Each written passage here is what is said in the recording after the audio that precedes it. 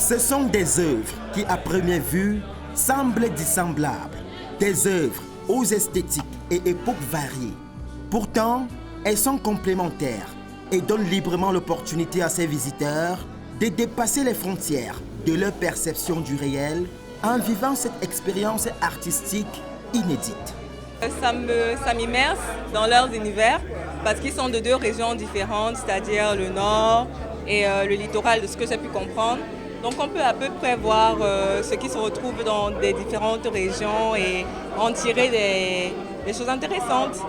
Je trouve déjà qu'avoir rassemblé les deux est un travail énorme. Maintenant, nous avons ici une symbiose entre la spiritualité et le social, je vais dire ça comme ça. Donc comment est-ce que les gens du Nord vivent, comment est-ce qu'on vit à Maroua par exemple, la fabrication de coton, comment est-ce que les travailleurs, comment est-ce que les travailleurs vivent tous les jours, comment ils travaillent avec ardeur, mais ne peuvent pas peut-être s'acheter X ou Y, ne peuvent pas subvenir à leurs besoins basiques. Et d'un autre côté, nous avons M. Dissaké qui explore vraiment, il nous apprend tellement sur notre culture et c'est quelque chose de vraiment magnifique.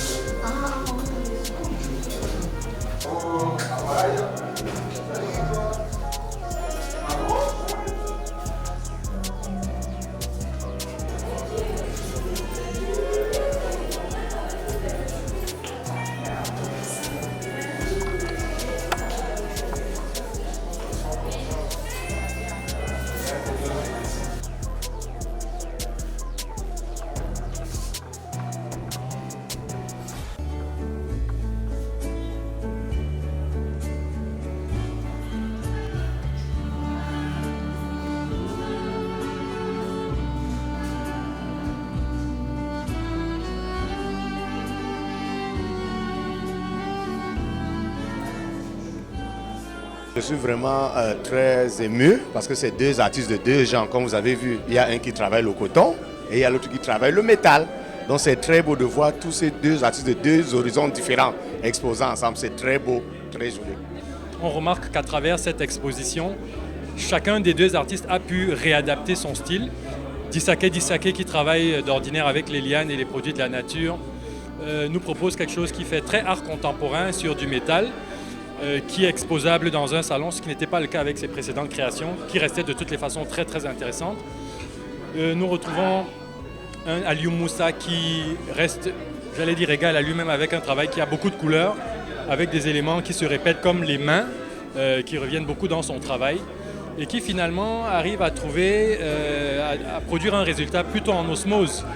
Un regard croisé d'Aliou Moussa et Jean-Michel Dissaké. Dissaké, deux artistes aux sensibilités différentes, mais dont la juxtaposition d'idées produit des créations artistiques remarquables.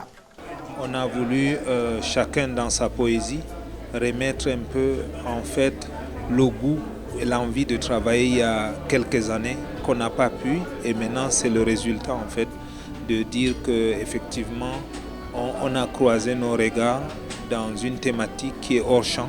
J'ai travaillé avec le métal parce que le métal me permet de représenter le reflet de la lumière du soleil sur le corps, sur les corps, sur la terre et sur les plantes qui photosynthétisent pour nous nourrir et pour nous donner de l'énergie. Donc ici, mon message à travers ce regard croisé est celui de l'unité, celui de l'amour.